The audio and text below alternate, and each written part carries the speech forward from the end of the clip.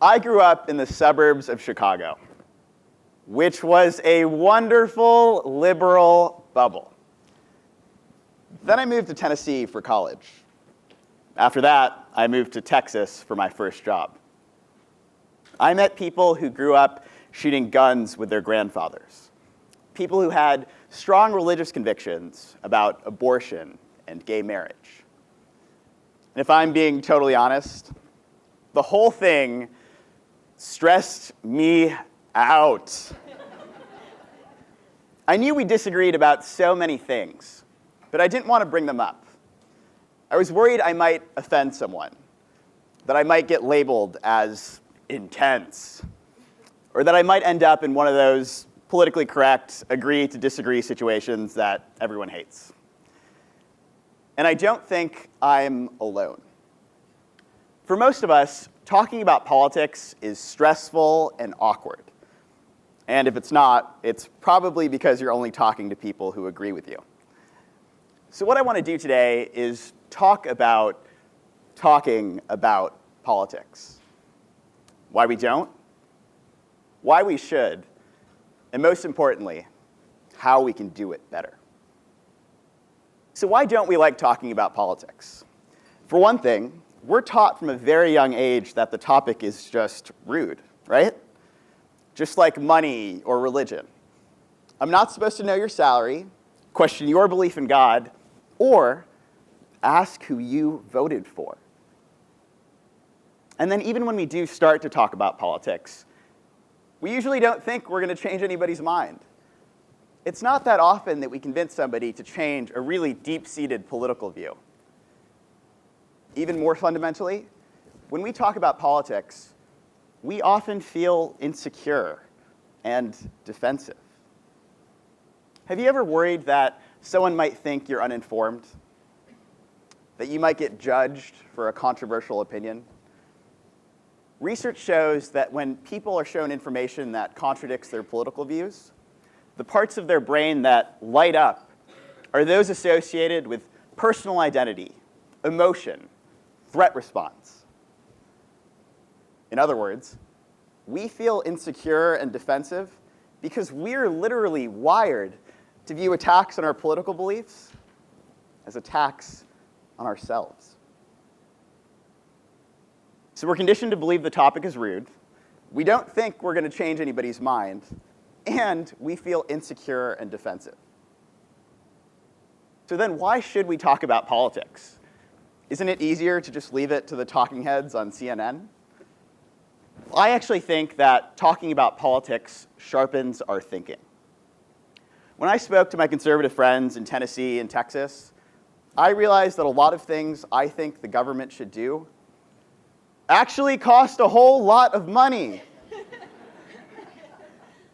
Sharing our beliefs helps us challenge, crystallize, reassess what we believe. We start recognizing trade-offs, and our views become more nuanced. And hey, if anyone is going to change your mind about something, it's probably not going to be Anderson Cooper, despite that persuasive jawline I wish I had. It's going to be your friends, neighbors, coworkers, classmates, people you trust and that you can have an actual conversation with. Even more importantly, though, talking about politics helps us share ourselves with the world. We aren't born with any set of political beliefs. The issues we care most about come from our most meaningful experiences. For me, I think about the day a close friend in high school came out to me. That was the day that gay rights became personal.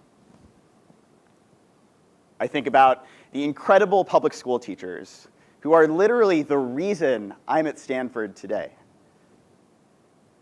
Why I care so much about investing in public education.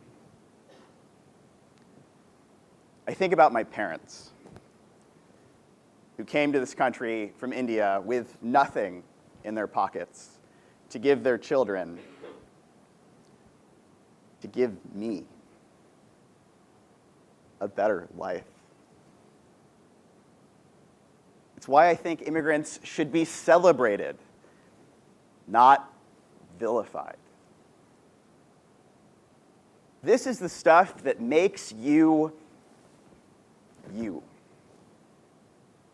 And the real you, the you that is human in the most beautiful and authentic and wonderful of ways, is too valuable and too precious to leave locked up inside.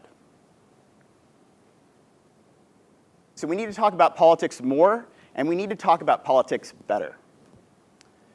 And so here are the 5 most practical things I can tell you about how to do that. First, come from a place of curiosity, not offense or defense. I know that sounds like Tom Brady started writing fortune cookies, so let me give you an example. When I was in college, I moderated a debate between the college Democrats and the college Republicans. It actually went really well, and so naturally I was walking around afterwards being like, move over Tom Brokaw, because there is a new face of NBC. But the woman who was organizing the debate ran up to me, furious. She made me watch the video. When the Democrat was speaking, I was nodding and smiling uncontrollably.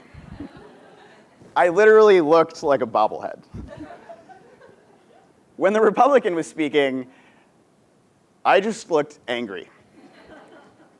I was not coming from a place of curiosity. I was coming from a place of offense and defense. I just wanted my team to win, and as a result, missed out on the opportunity to learn something. Second, pick the right time and place. Discussions about politics can be really difficult when there's an audience watching, whether that's a real audience around a dinner table or a virtual audience on Facebook. Try waiting for a more intimate opportunity to talk to someone, like over a cup of coffee. As one mediation expert puts it, don't always stand up to those who differ in beliefs. Instead, try sitting down with them. 3, focus on one topic at a time. Don't attack the entire Democratic or Republican Party, or everything the person has believed in their entire lives. That's when we feel most defensive and insecure. By focusing on one topic, we can actually accomplish something over the course of a single conversation. 4th, listen actively. Use body language that shows you're paying attention. Ask questions. Paraphrase to verify you understand what they're talking about. Most people need to feel like they've been heard before they'll listen to someone else or consider changing their minds. 5th, and finally, avoid verbal attacks. And obviously, don't hit anybody. Even if we're not usually ones to lose control, it's shocking how quickly our language can change when we're talking about things we really care about. Language that's zero-sum, or that frames things in terms of good and evil, can kill productive dialogue. So let's review. Come from a place of curiosity, pick the right time and place, focus on one topic at a time, listen actively, and avoid attacks. I know that's actually a lot to remember.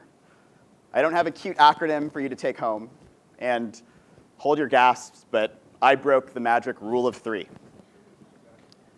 But that's kind of the point. Of course it's not going to be easy.